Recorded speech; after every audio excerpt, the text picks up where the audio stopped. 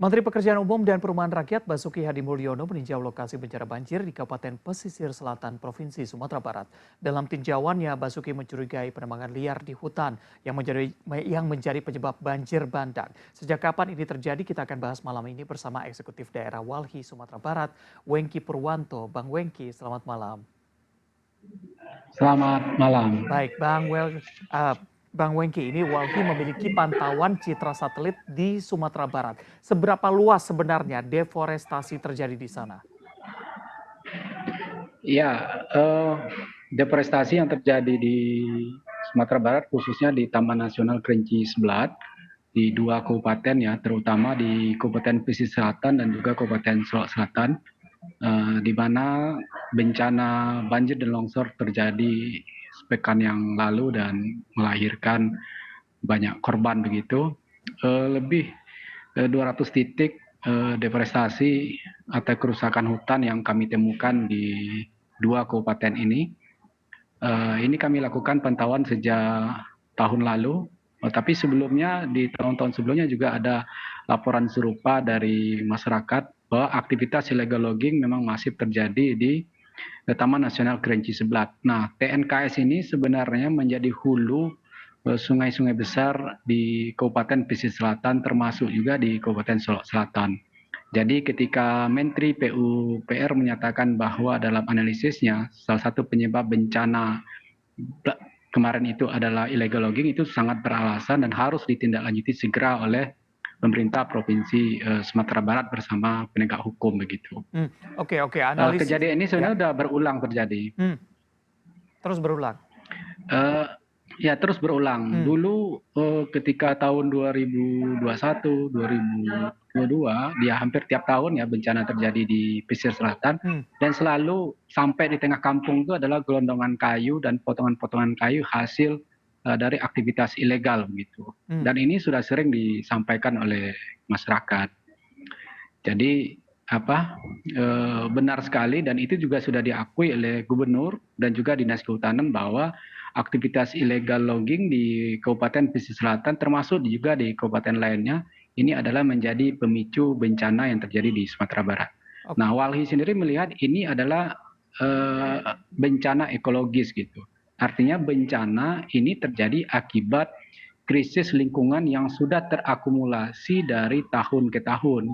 Jadi tidak bisa kita lihat bencana terjadi 2024 penyebabnya 2024. Nggak bisa seperti itu, harus kita lihat jauh ke belakang, 5, 10, hingga 20 tahun ke belakang. Apa yang terjadi di kawasan hutan kita begitu. Ternyata ya aktivitas ilegal yang terus dibiarkan bertahun-tahun dan akhirnya kita menuai bencana. Baik. Bang Wengki, tadi ada katakan memang analisis dilakukan setiap tahunnya, bahkan mencapai 200 titik kerusakan hutan yang dipantau dilakukan sejak tahun lalu. Ada laporan dari warga juga. Sebenarnya kalau dilihat datanya, apakah memang titik atau luasnya ini semakin meluas setiap tahunnya atau seperti apa? Nah, jadi kami sebut tadi ada akumulasi dari krisis ya. Artinya apa?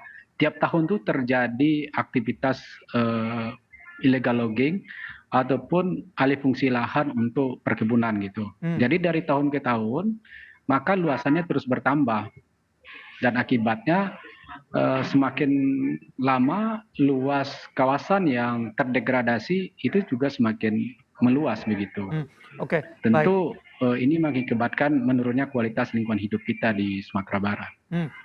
Apa yang membuat kawasan ini memang dilakukan penebangan liar di sana? Apakah memang kurangnya pengawasan sehingga tadi Anda katakan ini bencana yang hampir bisa dibilang setiap tahun terjadi, bahkan data sudah diberikan juga ke kepala dinas daerah setempat begitu ya?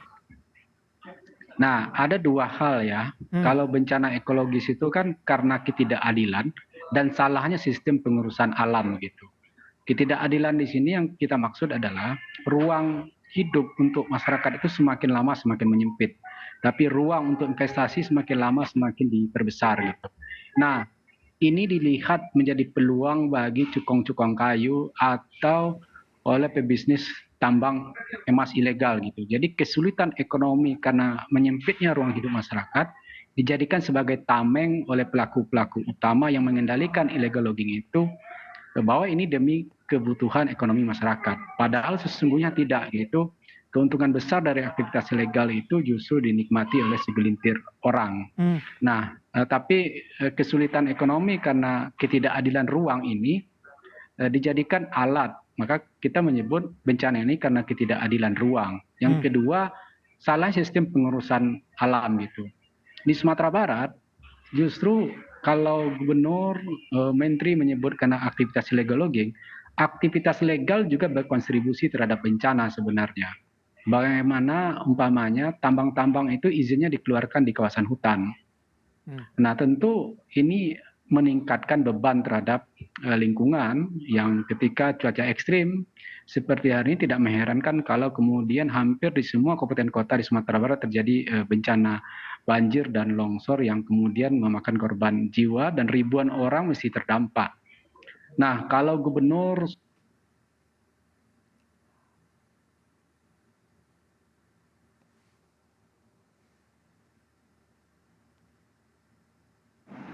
kemarin menyebut bahwa bencana ini terjadi juga karena rumah-rumah warga di pinggir di daerah rentan bencana di samping perbukitan. Tapi jangan lupa bahwa pemerintah juga memberikan izin tambang di perbukitan yang di situ di bawahnya itu adalah jalan vital, jalan nasional dan juga pemukiman begitu. Jadi setiap hari sebenarnya pengguna jalan dan juga warga itu selalu dihantui oleh bencana longsor akibat aktivitas tambang diberikan izin oleh pemerintah di daerah rentan bencana. Maka kami mendorong pemerintah untuk segera melakukan audit lingkungan terhadap usaha-usaha yang telah terlanjur diberikan izin gitu. Tapi jangan hanya prosedural administrasi atau checklist dokumen. Kita harus lihat bagaimana kemudian korelasi aktivitas legal ini terhadap bencana di Sumatera Barat. Apalagi yang aktivitas ilegal. Pemerintah harus bernyali, jangan takut kepada pelaku-pelaku illegal logging, termasuk illegal mining gitu. Tambang ilegal di Sumatera Barat itu sangat di dalam kawasan hutan, di dalam sungai gitu, bahkan di pinggir-pinggir jalan vital pun ditambang gitu. Jadi ini yang kita sayangkan sekali dan ke depan bencana ini harus ditangani dari hulunya atau dari akar dari bencana itu. Baik. Ibarat bom waktu begitu ya, sudah terlihat tinggal menunggu kapan waktunya akan berdampak pada warga sekitar. Tapi Bang Wengki terakhir, betul sekali. Baik, Bang Wengki terakhir singkat saja, ini apa yang bisa dilakukan sebagai bentuk pencegahan agar daerah lain di Indonesia tidak terjadi seperti ini?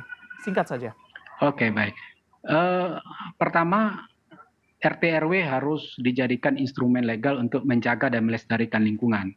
RT RW jangan dijadikan sebagai alat untuk mendukung investasi yang kemudian itu merusak lingkungan. Jadi seakan-akan mereka legal tapi membebani lingkungan dan melahirkan bencana gitu. Nah, yang kedua, pemerintah harus bernyali melawan penjahat lingkungan, baik di kawasan hutan, di sektor tambang, dan juga kejahatan lingkungan lainnya. Karena ini berkorelasi sekali dengan bencana yang terjadi di seluruh wilayah di Indonesia. Jadi kalau kita hitung dampak kerugian dari bencana akibat aktivitas legal dan ilegal tidak sebanding dengan kontribusi usaha tersebut kepada pendapatan negara kita gitu. Jadi sangat sayang sekali kalau kemudian kita terus-menerus mempertahankan investasi, tapi investasi itu menuai bencana di masa depan. Jadi semua harus aspek lingkungan harus diperhatikan. Kalau fokus kita kepada pertumbuhan ekonomi tanpa mempertimbangkan aspek lingkungan, jadi tidak heran ya setiap tahun kita akan menangani dampak dari bencana karena akarnya terus dijaga dan dipelihara begitu. Oke, dan audit lingkungan juga perlu dilakukan agar lagi-lagi ini tidak terulang kembali di daerah lain yang ada di Indonesia. Harus segera dilakukan. Baik. Terima kasih Eksekutif Daerah Walhi Sumatera Barat Wengki Purwanto sudah berbincang malam hari ini bersama kami. Selamat malam.